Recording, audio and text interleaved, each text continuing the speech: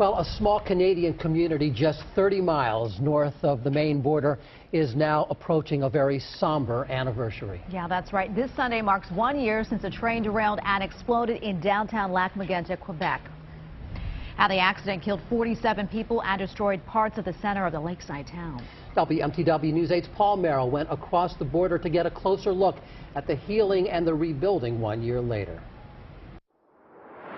This is such a small community that for many people, the pit that used to be downtown Lac-Mégantic is not just the site of last summer's horrific train crash, it's the spot where they lost loved ones. And there is 9 houses who has been burned there. Jean Cloutiot says he often walks past the construction zone where crews are still working to decontaminate the area where catastrophe struck 1 year ago.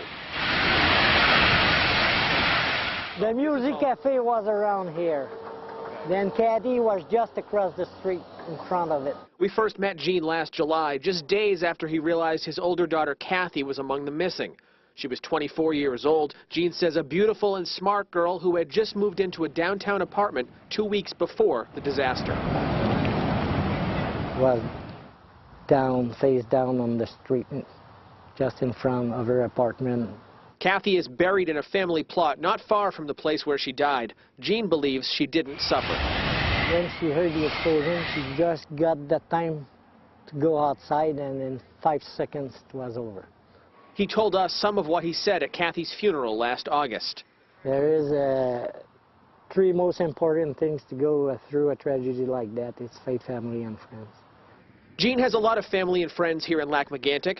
They celebrated what would have been Kathy's 25th birthday back in November. Jean's older sister Diane maintains this memorial marker. It features pictures of Kathy and the cross that overlooks the town of Lac-Mégantic. It's a contribution to for people to remember Kathy. Jean tells us he's been doing well. He remains even-tempered, both for his own good and for the good of his other daughter, Kim.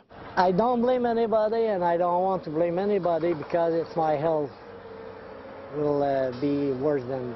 He says he forgives anyone who made mistakes that contributed to last summer's tragedy. That includes the train engineer, who is one of 3 people facing criminal charges. If I get a chance that I told you to meet him one, I will shake his hand and I will say, don't be worried about me.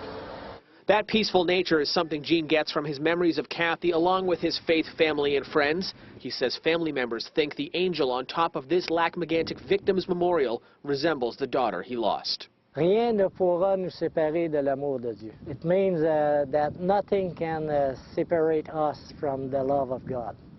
Jean plans to attend this weekend's memorial services, and he will also be part of a silent walk that will last 47 minutes, 1 minute for each of the victims. In Lac-Mégantic, Quebec, Paul Merrill, WMTW News 8.